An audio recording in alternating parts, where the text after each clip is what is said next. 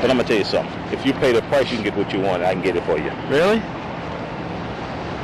Now, if you want something really young, that 200 it just costs a little more than that. Sure. But how young you talking? Talk to me. Well, how young do you have? Well, I don't have nothing younger than 14. Okay, no, 14 is good. Okay. Yeah, that'd be great. Well, you're gonna have to add something to that. Sure. What you willing to add to that too? Just talk to me. Well, like I said, this is my first time out. You know. Now you. So the girls over there cost 2, is it? That's the women. The women. Now, if I told you 2, and you know you want something young, and I tell you to add something to it, just tell me. You just pick a figure to that. Well, I guess. What? 3? 3. If you do 3, you got it.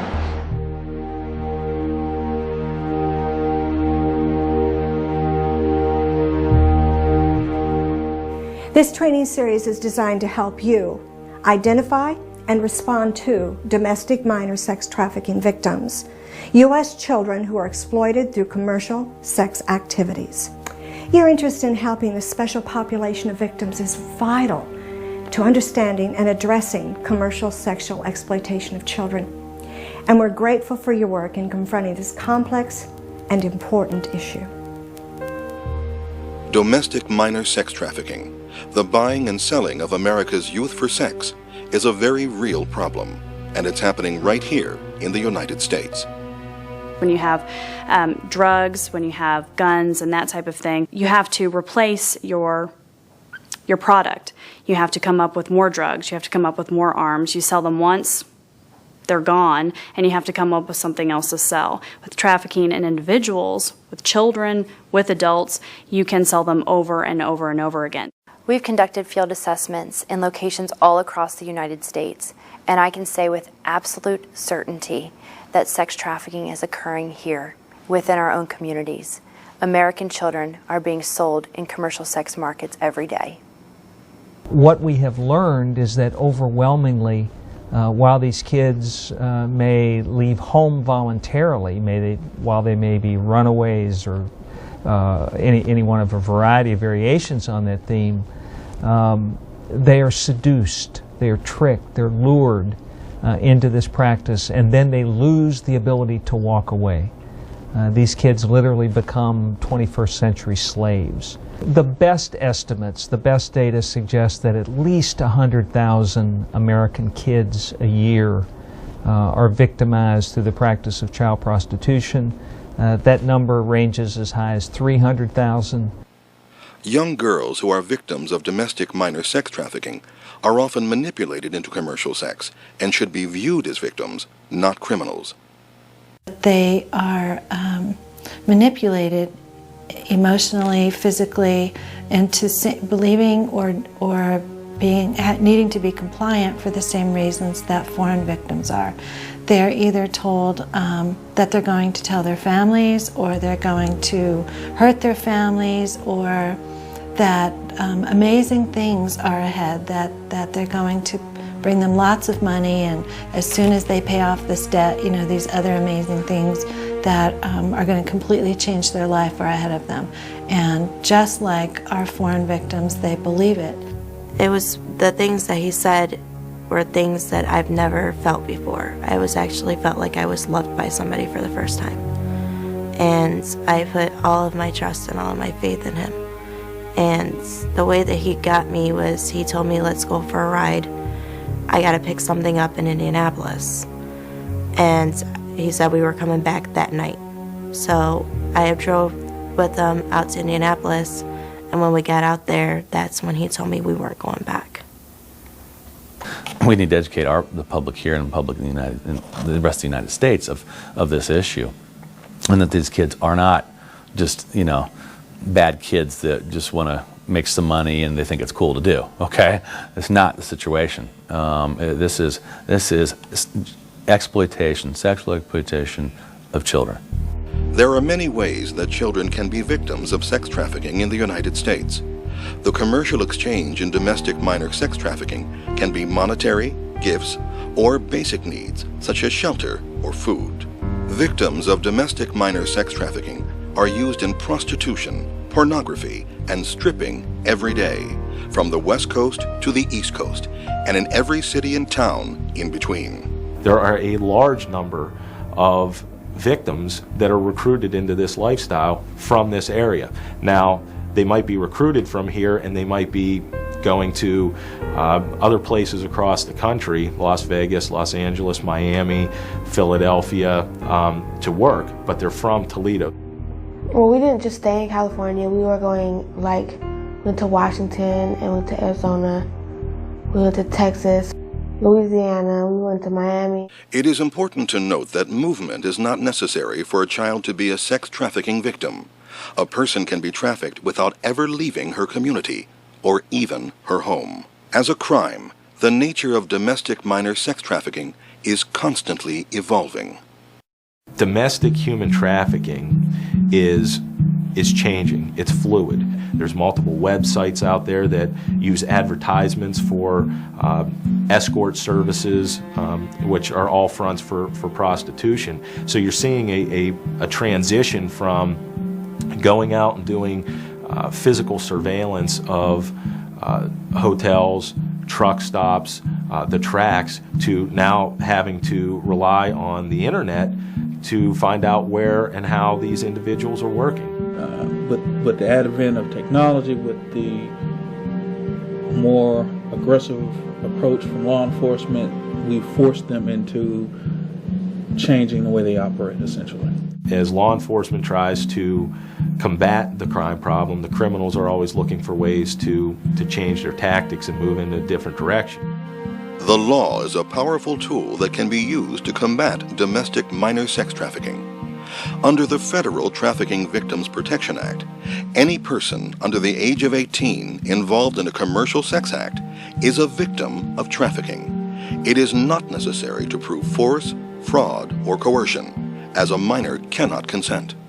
When you're dealing with a child and you're dealing with offenses that specifically have to do with a child, you don't have to prove additional elements such as fraud, force, and coercion that you have to prove with adults. So whether a minor is going along, quote unquote, or consenting, quote unquote, is entirely irrelevant, as it should be. The Federal Trafficking Victims Protection Act emphasizes a victim-centered approach to human trafficking and creates a framework of victims' rights.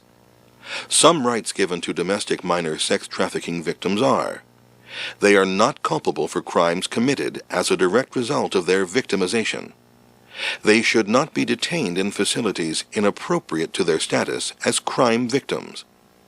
They must receive necessary medical care and other assistance.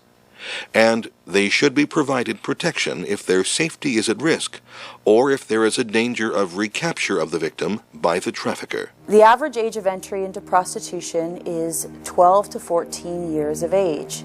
Our field research has revealed large numbers of children who have been trafficked into the commercial sex markets, and this includes prostitution, pornography, and stripping. We know that children cannot consent to these activities. Therefore, they must be viewed as victims. Domestic minor sex trafficking is the commercial sexual exploitation of America's youth through prostitution, pornography, and stripping. Movement is not required for a trafficking act to occur. Domestic minor sex trafficking occurs all across the United States. The crime is constantly evolving, and first responders should be aware of traffickers' changing tactics. Under the Federal Trafficking Victims Protection Act, it is not necessary to prove force, fraud, or coercion for the sex trafficking of a minor. The Federal Trafficking Victims Protection Act emphasizes a victims-centered approach to human trafficking and creates an extensive framework of victims' rights. What I need is some girls that are sort of 16, 17. Oh, my little niece, she's gorgeous. Did she work before though? No. But she needs the money though. I mean, she's a good. Well, I don't want to... she's got a hot body. She wouldn't. What's that? She's okay. Yeah, but what I mean is... She's what? 17. Okay.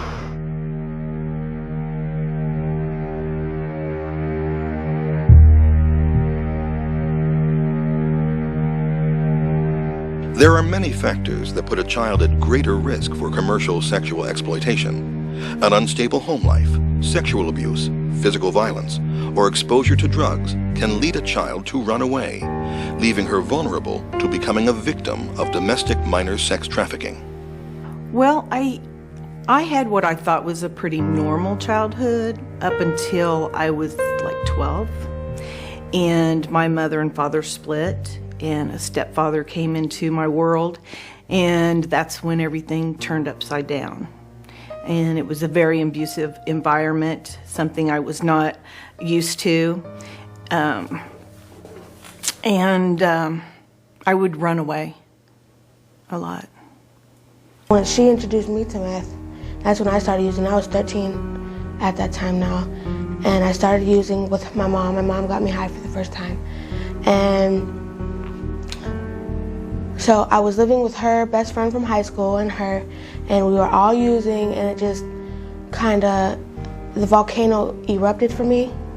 I was stressed out. I didn't know what to do. I didn't want to live like that. The bad news is that when we talk to the leading researchers and scholars in this issue around the country, what they tell us is that at least 1 in 5 girls and 1 in 10 boys will be sexually victimized in some way in this country before they reach the age of 18. I had a little abuse from my stepdad, sexual abuse, and it was like, well, I really didn't think there was nothing wrong there, so I just kind of thought that I'd just go along with it, But it got to the point where we would exchange favors. Like I would drive his car, he would let me do something, or he would want something from me, type of stuff. And I started running away to my best friend's house at the time. The average age that a pimp recruits a girl into prostitution is 12 to 14 years old. And these pimps are traffickers. They know how to target the girls who are most vulnerable. Her greatest vulnerability? It's her age. A 12 to 14-year-old is still pretty naive about the world, so the danger is compounded for girls who have an unstable home life and those who are already victims of sexual abuse. As most, I had a real abnormal, dysfunctional childhood. My mom was an alcoholic. We had family members that was around, but nobody would definitely take us in or call CSB for a while. So the abuse just got worse and worse until we got tired of it. We moved back and forth in with my grandmother that I'm currently living with now. My mom decided she wanted to move out again. I decided I wanted to stay, and I did.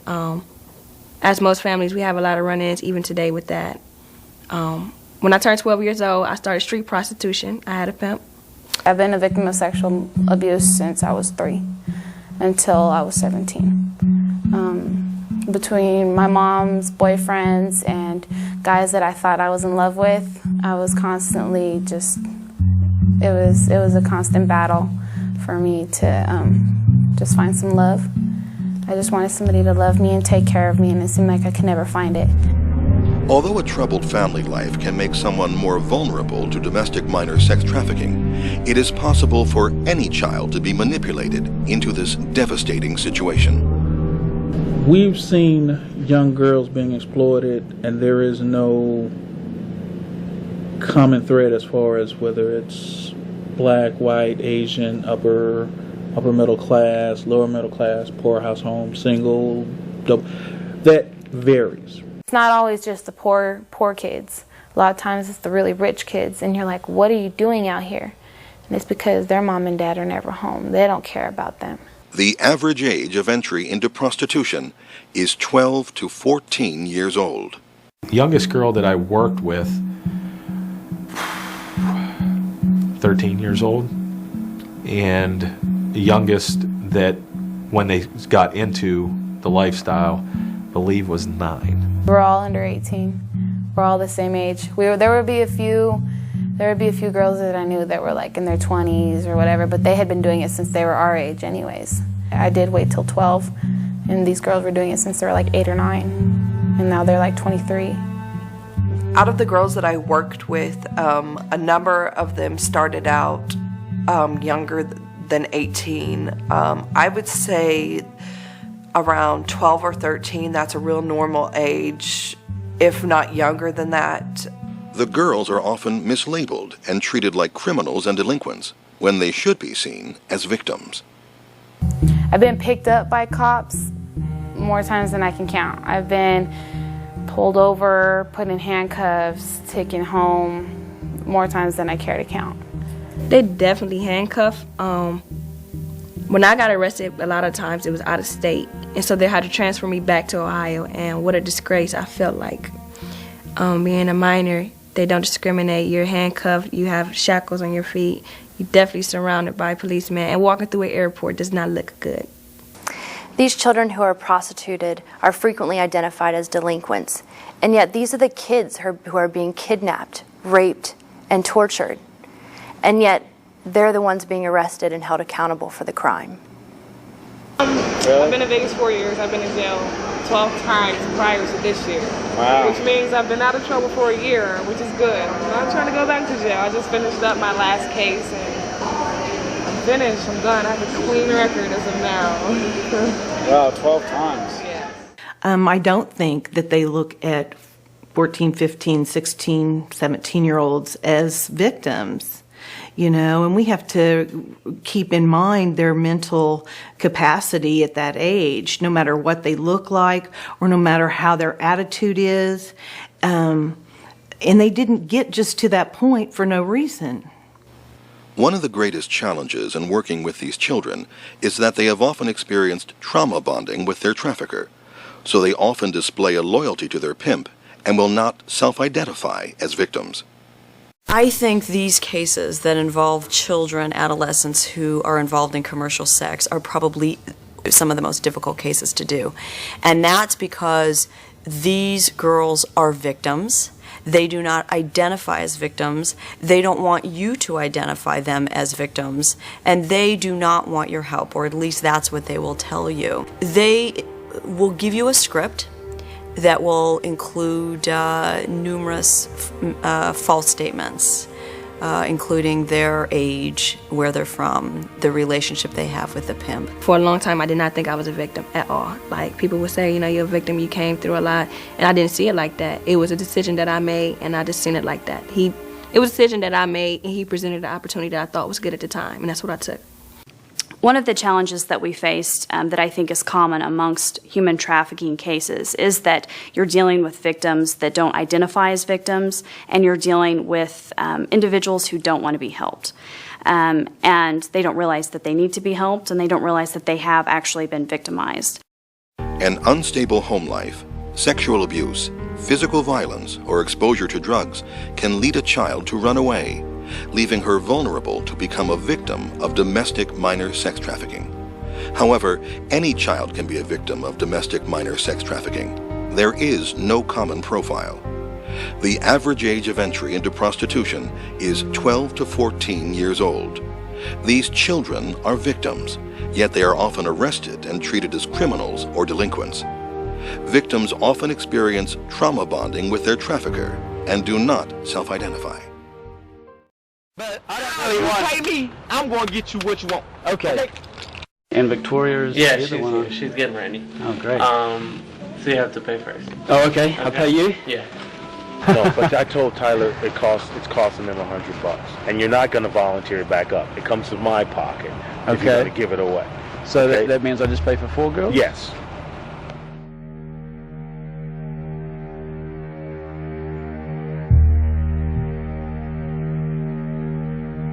Almost every victim of domestic minor sex trafficking has a pimp who is her trafficker. I've never met a juvenile who's engaged in prostitution who doesn't have a pimp. And I've also never met a juvenile who's engaged in prostitution who, during the initial interview, has not said to me, I don't have a pimp.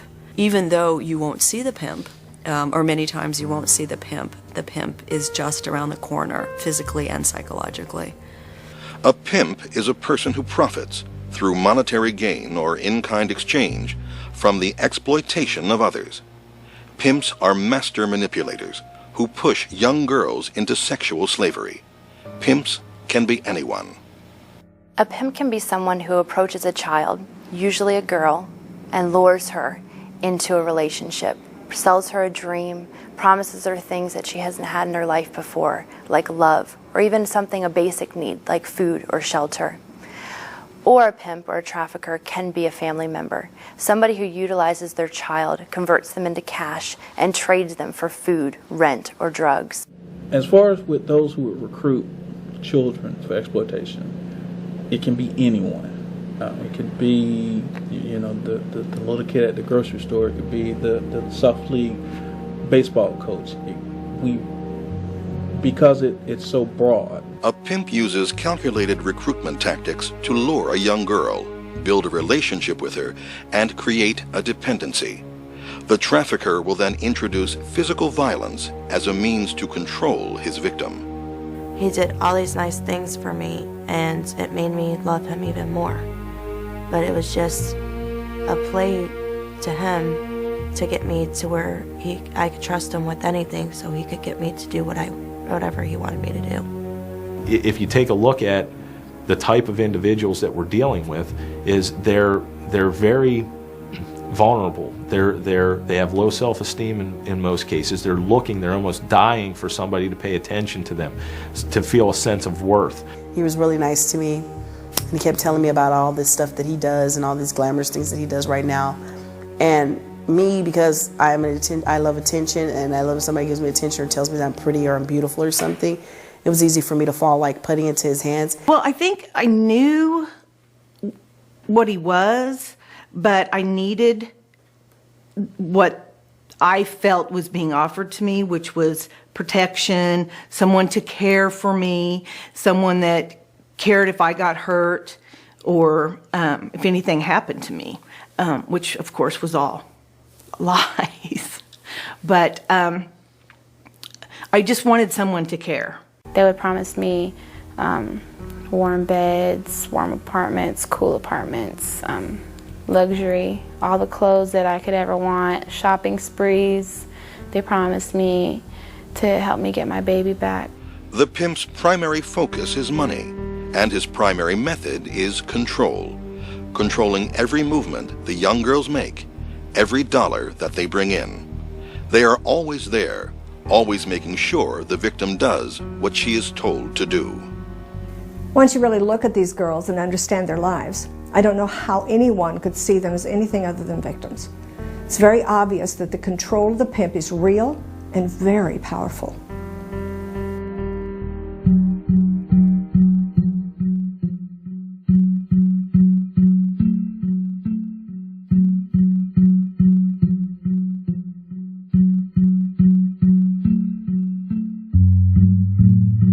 A pimp may work with others to control his victims. Sometimes he designates one of his girls to act as a manager. She is told to manage the other girls and will often get arrested in place of the pimp. Once a pimp has hold of a victim, of a juvenile or an adult female for that matter, often there's what's called a bottom bitch, a bottom girl, which is the pimp's number one girl. Often this girl will recruit for the pimp. This girl will teach or show these girls how to turn the tricks, how much to charge, what to do, and they're often as violent as the pimps are. I started being his bottom female. That's a female that control everything. Like I control how when the girls go, when they come, when they take a bath, when they go to their house, when they drive their car. A pimp is able to control his young victim with threats of physical harm, real physical violence, as well as psychological control. He definitely just beat us, like he'll probably stump you out, like stump you, like when you're on the ground, physically stump you. Yeah. He'll probably hit you with a belt, physically slap you, punch you. He would beat me with broomsticks, candles. He would burn me with candles. He would take metal hangers and beat me with them and poke me with them, belts, anything that he can get his hands on, he would beat me with. The pimps will say 1 minute that they love them, and the next minute they'll have them against a wall and be punching them in the face. So we've got a situation where they replicate that violence and that seduction, and it exerts a powerful control over a young person who has no other life experience. It sounds weird to say this, but they actually believe that the pimps love them and that they're their boyfriends and they care about them and they're interested in taking care of them.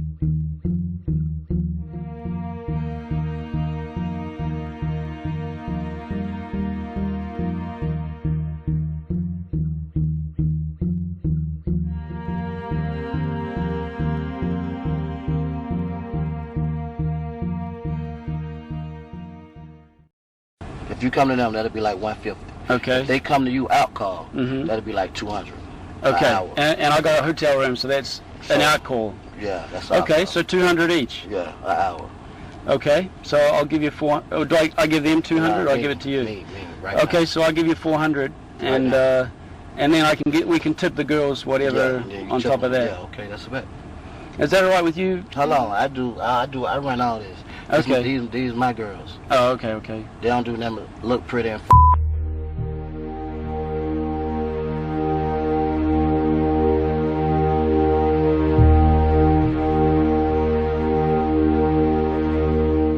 To fully confront this complex problem, it is important to address the fundamental causes.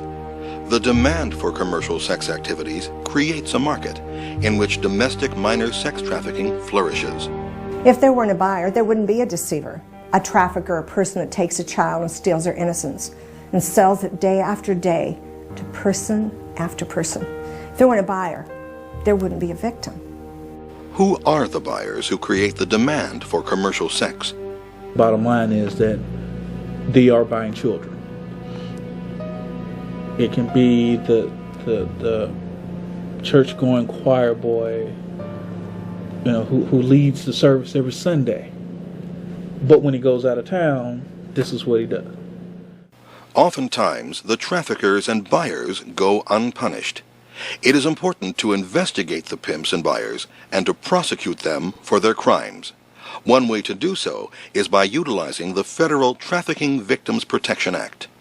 Because the demand is really driving the market and sustaining it, that is what needs to really, we need to hammer down on for change. We're locking up the girls, but we're not going after the men that are buying these services. And I think there needs to be a shift. We need to recognize that soliciting prostitution from a child should be an extremely serious crime, not a misdemeanor offense. Also, the federal TVPA provides much more services for the victims of sex trafficking than state laws do. And if we could increase the use of the federal TVPA in prosecuting pimps and traffickers, we would improve the likelihood that services will be delivered to the victims of that crime, as well as increase the length of sentences for the pimps and traffickers convicted under the federal statute. The pimps and buyers are criminals, and the girls they control are victims of the crime that is being committed against them. When we sit down with them, the first thing that we tell them is, we are not here to try and get you in trouble, which a lot of times conflicts with what the pimps are telling them. If you get arrested, the police are going to try and put you in jail. Our unit, when we come across these young ladies, will always treat them as a victim. We will never and have never charged a young 15 or child with the act of prostitution. It's not something we do. They're a victim. They just need to understand that they are. They may have said that they chose that life, but they didn't understand the choices that they were making. The first interaction with the victim may be difficult because she may employ defense mechanisms such as an aggressive attitude and violent behavior, or she may be distant and reserved. She has been trained by her trafficker not to trust law enforcement, service providers, and the system in general. I don't think it's that the girls necessarily don't trust the police or the social service systems. They've been brainwashed not to trust them. So they've learned that if you talk to a police officer when you get home, I'm going to beat you. If you talk to a social service person or you try to leave me, I will find you. And sometimes it's even not only find you, I will find your family. Why should this little girl trust you? These girls have so little trust because nearly every adult in their lives have been untrustworthy. Yet her pimp tells her that if she gets picked up by law enforcement, that she's going to go to jail. That's often what happens. So as far as this child sees it, the only adult who has told her the truth is the pimp. Victims of domestic minor sex trafficking are often a flight risk from placement and need to be kept safe from their pimps. Separation from the control of their traffickers is necessary for the healing process to begin. these girls truly are a danger to themselves. They don't understand the danger of their lifestyle they've been manipulated into. These are cases that it's tough to bond with the victim, and if the victim service providers or the prosecutors or the police officers are used to dealing with victims that are more the huggable type, these are hard cases. But these are the children that are the most deserving and of our energy, and these are the children that are crying the loudest for our help. We've been rescuing girls all over the world, and the one thing they all need is to be safe. Girls in the U.S. also need a protective environment where they can be restored. Her restoration is not complete the moment she's rescued. In fact, it's just the beginning of the healing process that can take months or years.